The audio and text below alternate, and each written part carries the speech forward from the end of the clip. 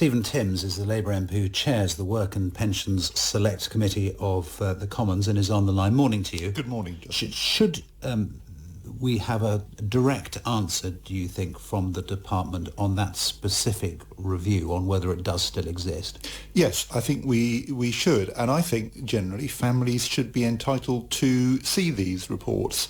The Minister in the Commons on Monday suggested that the families of deceased claimants are able to access information from these reviews via the coroner, but as far as I can tell, that's not happening at the moment. It seems to me families should be entitled to receive that information direct. And what the department have said in response to an FOI request, Freedom of Information request, is that actually the reviews before 2015, possibly including that one, have been destroyed because of data protection rules. Yes, I think it all underlines a lack of seriousness by the department about putting things right when they go wrong. The National Audit Office reported a couple of weeks ago that the department doesn't know whether improvements identified in these reviews are implemented or not, and now we learn that the reviews are destroyed altogether after a few years. The department needs to be much more serious about this and systematic in making the changes which it identifies as a result of these cases going so badly wrong. Do you accept that it is data protection rules that leads it to destroy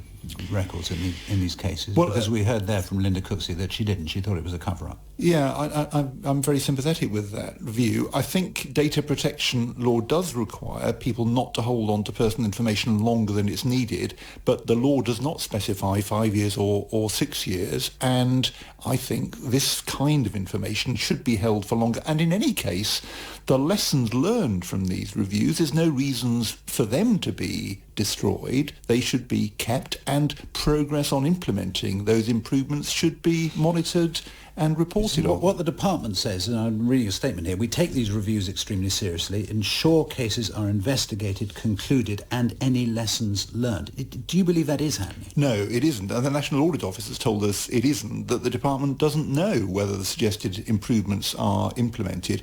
I think all of this raises very troubling questions for the department. For a long time, they refused to address them at all.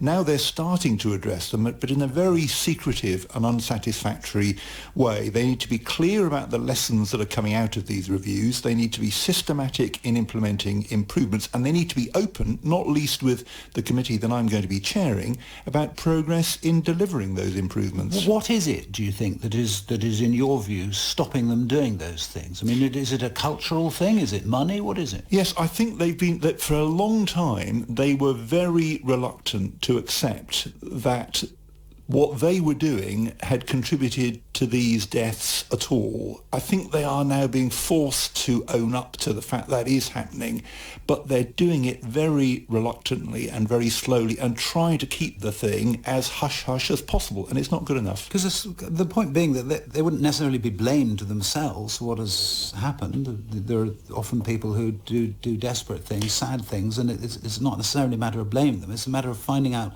what ways of altering their behaviour so that the risk can be minimised. Yes, that's absolutely right. But the fact that the department is doing things which in some cases is contributing to people taking their own lives is a very difficult thing for the department to own up to. But they do need to become much more open about this so that the changes that are required can be implemented. So, Select Committee is just getting underway, yours included. What are you going to do?